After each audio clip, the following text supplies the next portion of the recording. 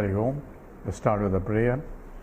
Om Samasta Jana Kalyane Niratam Karunamayam Namami Chinmayam Devam Sadgurum Brahma Vidvaram Vasudeva Sutam Devam Kamsachanora Mardhanam Devaki Paramanandam Krishnam Vande Jagadgurum Tvameva Mata Cha Pitattvameva Tvameva Bandhuscha Sakhatvameva Tvameva Vidya Dravidam Tvameva Tvameva Sarvam Amadeva Deva Tvameva Sarvam Gurudeva Deva.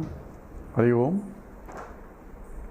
Just completed doing the Panchadashi chapter 1 and completed the last talk, the sloka 49. We'll just go over the essence of it. Let's chant together. Savikalpasya lakshyatve Savikalpasya lakshyatve Lakshyasya asadavastuta Lakshyasya asadavastuta Nirvikalpasya lakshyatvam Nirvikalpasya lakshyatvam Nadrushtam nacha sambhavi Nadrushtam nacha sambhavi. So, Savikalpasya lakshyatve. So, this is the objection that is being raised by the Nyaya Vaiseshikas or Nayayikas and are called Tarkikas, the logicians, and you say that Tattvamasi is being taught by a teacher to the student. You are that, and that is the you are that is being indicated through Bhagatyaga Lakshanam, where I am is an individual and that which is Ishvara, and equation is I am equal to Ishvara. So that equation doesn't seem to be valid. So you have to remove the contradictory attributes of I am, the Jiva, and Ishvara, and only equate that essence of it. So essence is I am pure existent consciousness. Ishvara is also pure existent consciousness, and the difference or the virodha part or the contradictory qualifications are only coming from the reflecting media, and the reflecting media of the Satchidananda in the case of Jiva is the Prakriti with impurities, that is sattva with more and rajas and tamogunas, and therefore it is localized in the buddhi, whereas from the Ishvara point it is the reflection in the pure sattvam, and that is Ishvara. So therefore he is sarvajnaha, sarvayapakaha and all that. I am only alpajnaha and alpavyapakaha, means I am only desakala vastu parichinnatvam. I am limited by space wise, time wise, object wise, because I am here and I am not there. That is spatially limited. Time wise, there is a date of birth and date of expiry also. And it says if you go to any the tombs, it says there is a beginning date and a dash and the end date. That means I am just dashing to the end. There is nothing much to say before.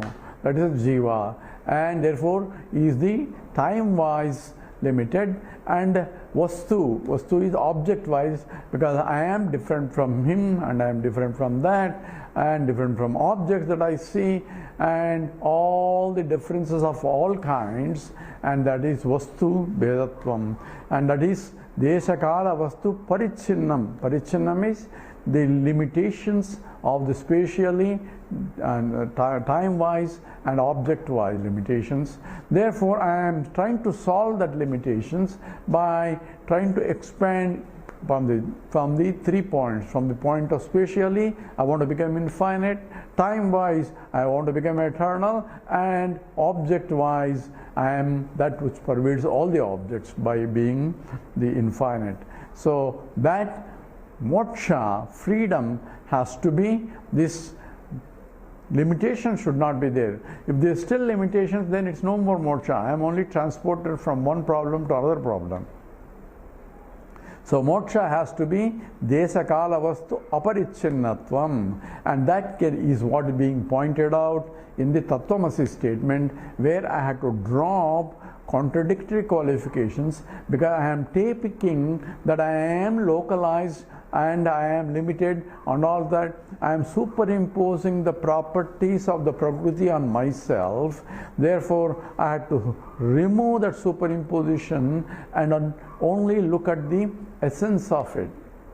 And Ishvara also, I am superimposing the attributes of Sarvajñatvam, Sarvavyapakatvam and all that. Remove all that. Essentially, Ishvara has to be existing, because we are not talking about non-existent Ishvara, and he has to be consciousness, because we are not talking about inert Ishvara, and existent consciousness is infinite, and therefore akhanda sachidanandam parabrahmaiva lakshate. So it is that which is pure ekatvam anupasyati, one who sees the oneness of in the whole universe. There is no more Jiva, Jagat, Ishvara. It's one that pervades everything, and that is being pointed out in the Tattvamasi statement, and that has to be understood. When it says that the Nayayika objects, it says, you are saying savikalpasya lakshatve lakshasya sadavastuda. You say the Brahman is being pointed out. That means Brahman is qualified being pointed out through Mahavakya or whatever. That means he is lakshanam or lakshyam or object that is being pointed out. And if it is an object being pointed out, then any lakshyam is part of the vyavahara, or it is neither exists not real, and therefore it is avastuta. It is a mithya only as per your own statement. Anything that can be pointed out is mithya. Nirvikalpasya lakshatvam na drushtam na cha sambhavi. And if you claim that it is not attributeless, that means he has attributes that can be attributed, even being pointed out is an attribute, and Nirvikalpasya lakshatvam na drushtam na cha sambhavi. And if you say Brahman is being infinite, it cannot be pointed out. If that is a, then it cannot be pointed out. It cannot be na drushtam, it cannot be seen, na cha sambhavi, and it cannot be possible also, because no teaching can be possible. Your whole teaching becomes a problem, and whole Vedas become problem, and whole pursuit of moksha is also become a problem, because you are trying to gain what cannot be gained. So this is the objection, and this objection is said that is being raised by other acharyas also of the other matas like Visishtadvaita and Dvaita, and these are dialectic arguments, and one has to be careful how you address these and not get carried away with the superficial understanding of the statement. Now Vidyaranya addresses this, and he addresses first the objector, who is the Tarkika, and how does he object? He uses the same their own same logic to show that he is illogical. So that is essentially is called Vitandavadam, or even Vadam. That's where you use his own argument to show that he doesn't know what he is talking about, and that's essentially what he does in this sloka here. Next two slokas are essentially to the objector, and objection is being pointed out. Now Siddhanta, in the Siddhanta he is first addressing the Nayayikas to dismiss him right away. This we take in the sloka 50. Vikalpo nirvikalpasya, vikalpo nirvikalpasya, savikalpasya va bhaved, savikalpasya va bhaved, आज्ये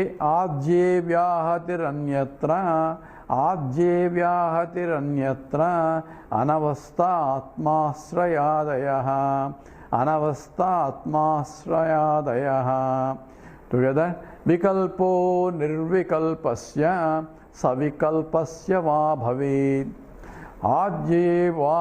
आज्ये व्याहतिरन्यत्र अनवस्था आत्माश्रयादयः. So here he gives a very funny arguments, and to unravel this we have to little bit jugglery, because this is a hair splitting logic, and it splits only hair, because not much of Vedanta here, but objections have to be stopped, because otherwise it confuses the other readers. So therefore we will take up this. So vyahati, there is a vikalpo nirvikalpasya. So vikalpa is here attribute. So what does attribute really mean? So it's understanding, we go slow by slow. So what does an attribute means? Attribute means it's like a qualification, quality. So attribute belongs to a locus. That's because you cannot say this is a blue something. You can say without anything, you cannot say this is blue what? Blue what? Blue something. It has to apply to some object which is blue.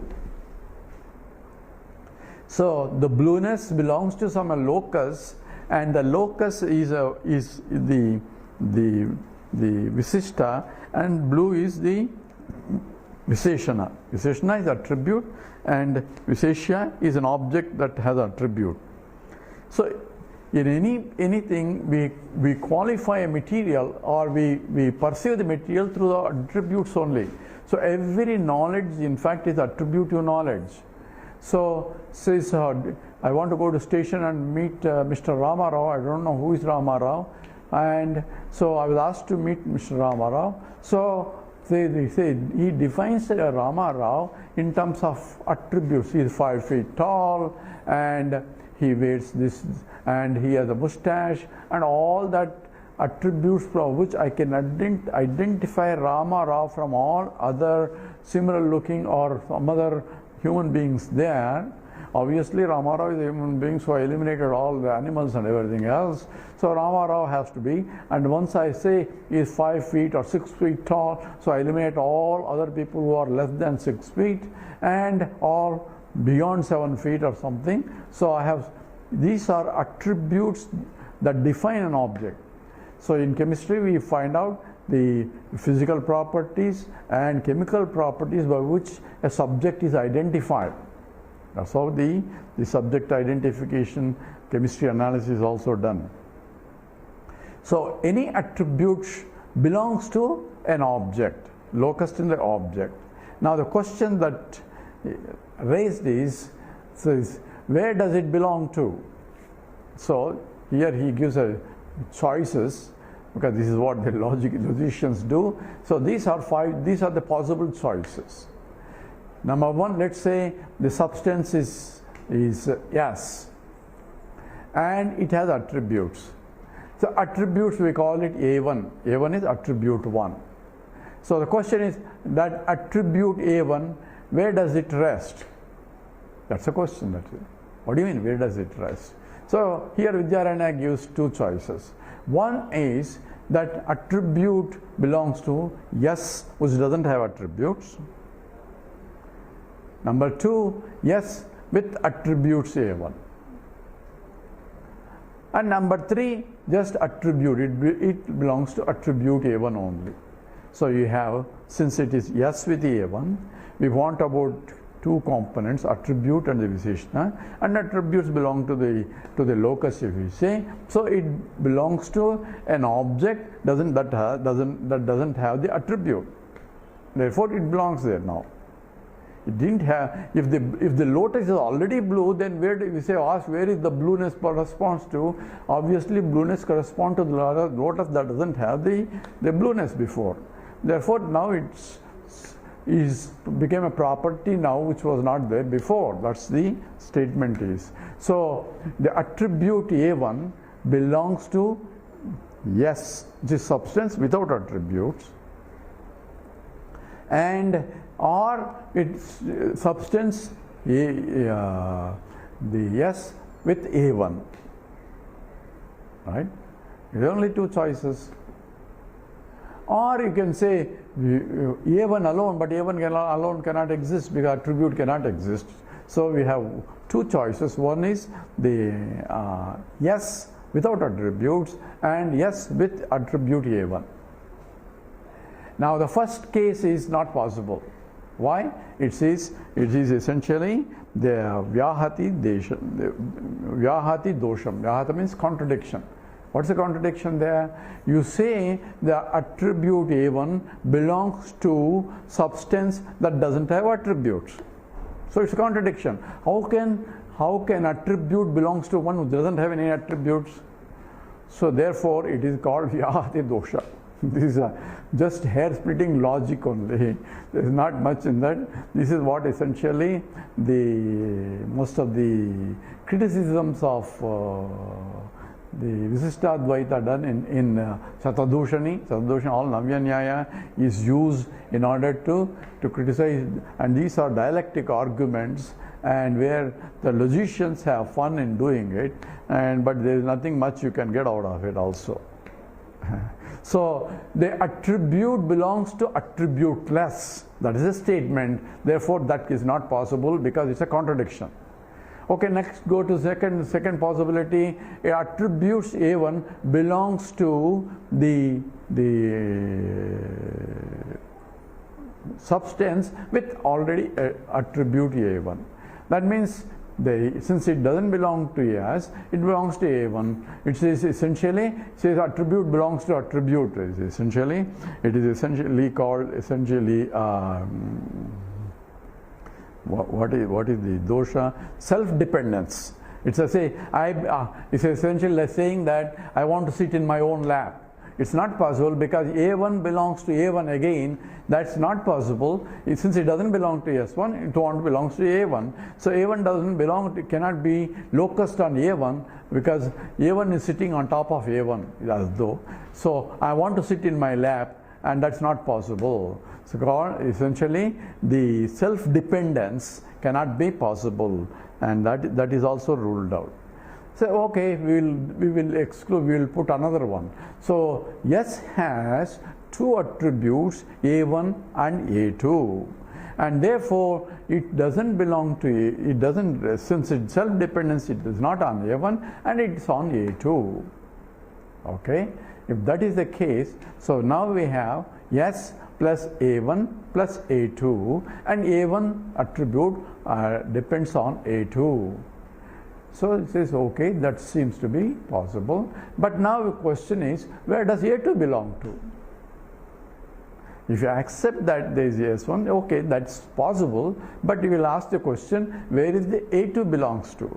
Now we have A2 belongs to either on S, which is attributeless, which is Vyahati dosha, and it rests on A1.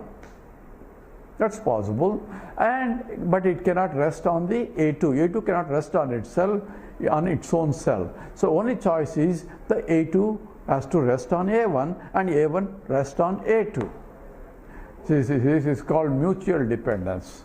That's not valid. Why? Because it's like I don't have 10 rupees and you don't have 10 rupees. First, I want to borrow from you 10 rupees and you borrow from me 10 rupees. So when I borrow from you and then you borrow from me, no one has become richer in the process. So even if you have 10 rupees, if I borrow from you and you want again borrow from me, so it's not going to work out. This is called the mutual dependence, Anyonya Ashraya dosha. So A1 belongs to A2, A2 belongs to A1, and in process of that you are essentially the Anyonya Ashrayam. This depends on a mutual dependence, which is a defect which cannot be. So we can solve this problem by we have S plus A1 plus A2 and bring one more A3.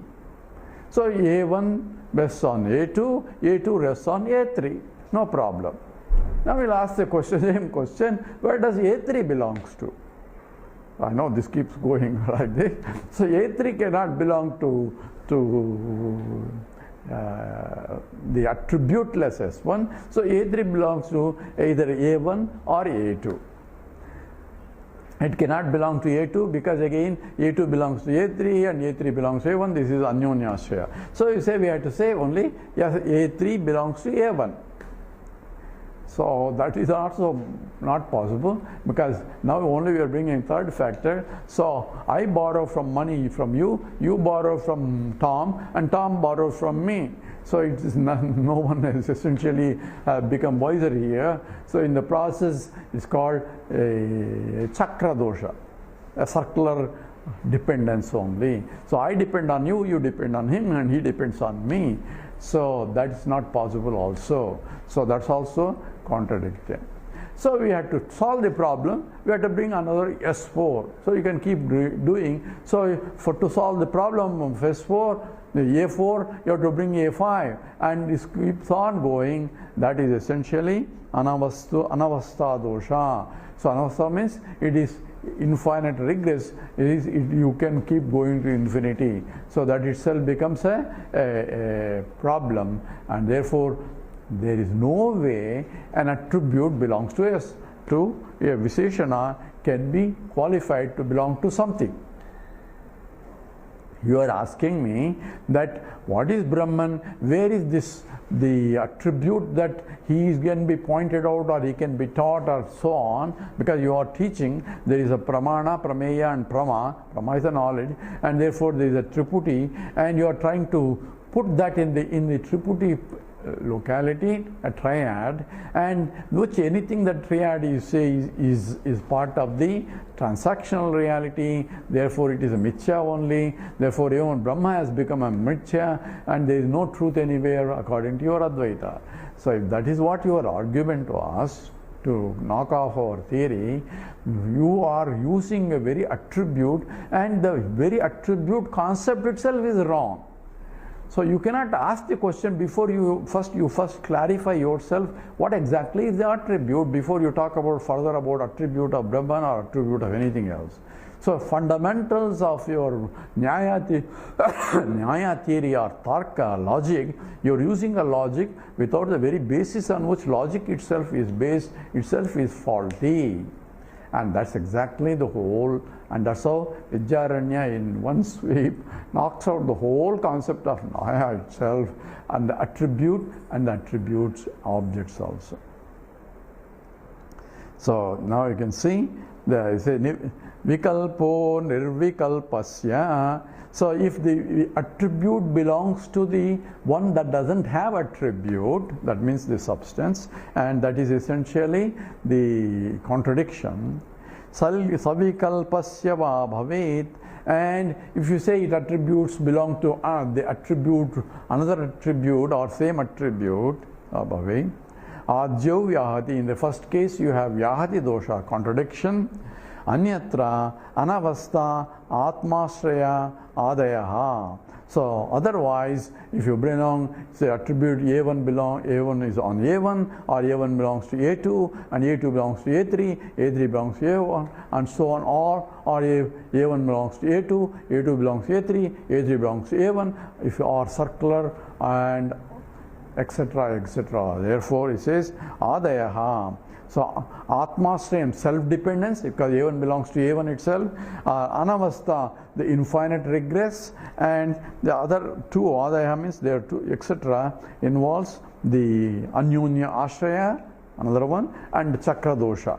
Anyunya means the mutual dependence, and Chakra dosha means A1 depends on A2, A2 depends on A1, and Chakra is A1 depends on A2, A2 depends on A3, A3 depends again on A1. So it becomes a circuit, and that's called Chakra dosha. So any way you want to add, you have all these doshas, there is no other possibility. Therefore, the very basis of questioning based on the attribute itself is wrong. So you cannot really ask that question. And in fact, before you go, I am going to knock off all your theories itself, and that's what done in the next sloka.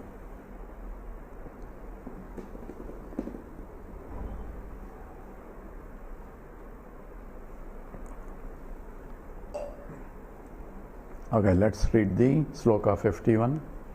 Idam gunakriya jati, idam gunakriya jati, dravya sambandha vastushu, dravya sambandha vastushu, samam tena swarupasya, samam tena swarupasya, sarvametaditishyatam, sarvametaditishyatam. Together, idam guna kriya jati, dravya sambandha vastushu samam tena swarupasya sarvametaditi ishyatam. So idam, this argument that we have wrote, that all the defects just for the attribute guna is attribute, is not only attribute for all other dravyas that you have defined. There are several dravyas according to the Nyaya. It is guna, kriya, jati, and dravya, sambandha, and abhava, and visishta. These are the 7 categories, we call not dravya, there are 7 categories of the fundamental categories of the Nyaya philosophy. And not only just guna, I just gave you example for guna only, for the attribute, but all other things have same problem. And that's what he says in one sweep. Idam guna kriya jati dravya sambandha vastushu samam tena swarupasya sarvam etad itishyasam. So this 5-fold defects that I have mentioned, what are the 5-fold defects? One is vyahati dosha, that means contradiction, and another is the anyonya ashraya, that means mutual dependence, and the third one is chakra dosha, and atmasraya, the self-dependence, and the anavastha, that is infinite regress. So there are 5 defects that I pointed out in the previous sloka. That is about to just for a guna, for the attribute, you have the same problem from kriya, jati, dravyam, sambandha, and abhava, and visishta. So these are the 7 categories of the Navya Nyaya, and each one has the same problem. So they cannot say anything about it. And your whole theory is based on these 7 factors, elements that you have. So all the categories that you have. So vastushu in the categories of Nyaya, samam, same applies. Tena etas sarvam swarupasya. So etas swarupasya sarvam. So etas swarupasya sarvametad itishyatam. So for etat swarupasya, that is sarvam as the belonging to swarupa of the thing, therefore, or imagine. So swarupasya iti ishyatam, it is to be known. So the same thing applies to all your factors that you have, 7 factors. The categories are called categories of the Nyaya. Same thing applies to everyone.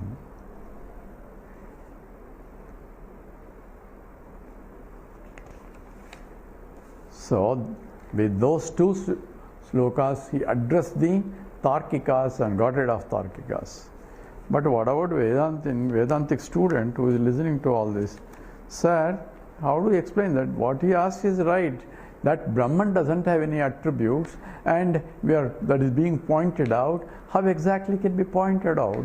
It is a nirgunam. At the same time, we are giving a qualification that it can be taught. So it comes under the Tripudi only. So how do I explain this? So that has to be explained. Even though Tarkikas, we used his own logic to dismiss, saying that your question is illogical. But the question is still there. So how do we account that question? How do we understand? Because this question being raised in, if you go to Advaita literature or Visishta Advaita literature, they ask this question, therefore Advaita has a problem. Advaita doesn't have any problem. So the problem is one has to be clear in terms of what Advaita says.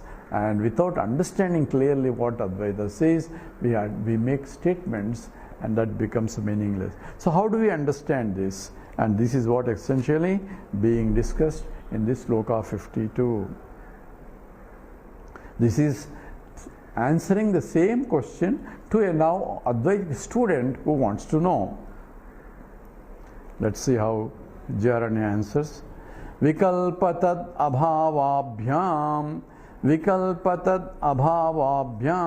asamsprushtatmavastuni, asamsprushtatmavastuni, vikalpatattvalakshyattvam, vikalpatattvalakshyattvam, sambandhadyastu kalpitaha, sambandhadyastu kalpitaha. So together, vikalpatat abhavabhyam asamsprushtatma vastuni, vikalpatattvalakshatvam sambandhadyastu kalpitaha. So vikalpatat abhavabhyam, so absence of the vikalpa or presence of the vikalpa. Absence is also an attribute. So the presence or absence of the attributes. So nirguna is an attribute. Is nirguna, you are talking about nirgunam.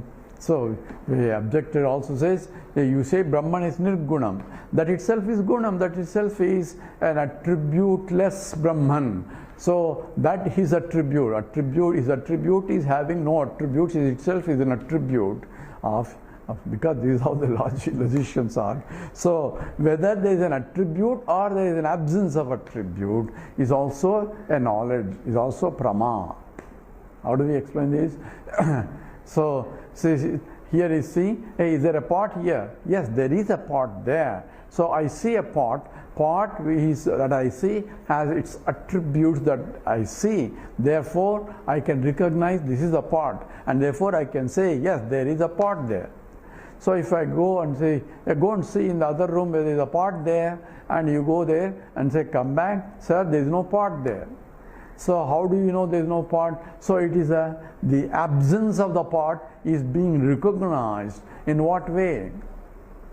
By having the absence of the attributes of the pot, or having no object that has attributes of the pot. Therefore he said there is no pot. So when say there is no pot here, there is no pot here means he is only saying that there is no object with the attributes of pot. What are the attributes of the pot? That he has known before, from the memory he knows that say pot has these attributes, and therefore he is trying to recollect an object with those attributes that called potness, or in jati according to Nyaya, or attributes of say it's of this shape and so on, so forth, form and so on. That attributive knowledge of the object there he knows in advance and says there is no object there, abhava. Absence of the object is being recognized, or the presence of the absence of the object is recognized from the memory base. So can you go and see if there is a gaga boo boo there? So what do you mean gaga boo boo? So does he go and see? What can he find out? Says, sir, what is gaga boo boo? So what is gaga boo boo? I don't know, but go and see if it is there. If I don't know, and he cannot go and see because he doesn't know what it is. So for him to find out whether the gaba exists or doesn't exist, he should have the attributive knowledge of the object. We'll go into more details of this because we are now looking in terms of the Brahman, but we'll see slowly from the equation, and then we go into more deeper, because this is a common criticism of Advaita. Satchidananda, Satyam, Jnanam, Anantam Brahma, and Satchidananda, they are attributes of the Brahman. That's what essentially the Visishtadvaita and Dvaitins also say. But we say they are not attributes, they are called Swarupa Lakshanam. So what is Swarupa Lakshanam, what is attributes, and all that becomes important. So here, say Abhavabhyam, even the absence of the attribute is a attribute itself. Right? So the absence of the pot is a knowledge, because everything is an attributive knowledge. And that vikalpa tad abhavabhyam, the presence or the absence of the attribute, asprashta atmavastuni, does not have anything to do with the atma. So just now he says Nirgunaha, Nirakaraha, Nityaha, all those attributes really we are mentioning about Brahman. Now one says nothing, they are nothing to do with Brahman. Really, then what is the use of all these studies? So the question is, we have to really understand to whom he is from. Brahman point, na vaggachati, na manaha. Neither mind can go nor the speech. We cannot say anything about the Brahman. Because to say anything we have to use the words. Words are the descriptive, and description is always in terms of something that can be identified with an object. So how can we say the teaching and all that? So that was the comment. But here says asprashrata, Brahman by itself. From first you understand that nothing touches him. Asamsrushtata, untouched, Atma Vastuni in the Atma. It's untouched by any of the attributive knowledge that we are talking about. Even though Brahman pervades everything, he is untouched by any attributes of the object that are there. I can see the Brahman in any object. That's why it says Brahmarpanam, Brahmahavihi, Brahmagnyau, Brahmanahudam, Brahmaiva, Tena Gandhavyam, Brahmakarma, Samadhina. So Krishna says in the chapter, 4th chapter, he says Brahma Arpanam. Arpanam is what? This ladle is Brahman, the ladle that is used for, because this is being taught to using the homam as an example, and in the homam you pour water, the Yajamani is doing it, and he has a ladle, there is a special ladle for it, you take ghee and pour it into the fire. So here the statement is that the ladle that you are using to pour the ghee is Brahman. So how do you, Brahman means infinite, number one, all pervading, number two, and Nityam, eternal, and it is without any attributes, 4, and it is what? It cannot be seen. So neither Drusyatvam is not there, Bhautikatvam is not there, Sagunatvam is not there, Vikaratvam is not there, and the Anityatvam is not there. So therefore, how can Krishna say that this ladle is Brahman? So obviously, we are talking about, you have to see in and through the statements what exactly being pointed out in the teaching itself, and that's what is here essentially saying. It is Brahman is untouched by it, because in the case of ladle, it is the existence of there is ladle. The isness part is Brahman, the rest doesn't belong to it. Because from Brahman, the whole universe came, by which it is sustained, into which it goes back. But itself is not a qualification also, that he has Jagatkarta Ishvaraha, he is a creator, and therefore the creatability is there with him. And if you say, even that doesn't belong to Brahman. That's only Tadastha Lakshanam. It's only an incidental qualification to identify what Brahman is, and not Brahman doesn't have, because this is Asamsrushta Atma Vastuni. This is Asamsrushta. So untouched by and Atma Vastuni in the Atma. So therefore it's untouched by all that. So how is this to be accounted? So from the point of example that Upanishad itself gives is essentially just to ekena lohamannana sarvam lohamayam vijnata vacharambanam vikaro namadeyam lohamicheva satyam, a temporary example to illustrate this point, because we are talking about that which is all pervading, it is there in and through, but untouched by it. how is it untouched? Means it doesn't get affected by the property. So property doesn't belong to him, even though it is as though appears to be having a property, like the ladle has a property, but that property doesn't belong to the Brahman. Even though Krishna says the ladle is Brahman, obviously I have to remove the properties that belong to the ladle and only take essence that is propertyless aspect of that ladle as Brahman. It's called Bhagatyaga.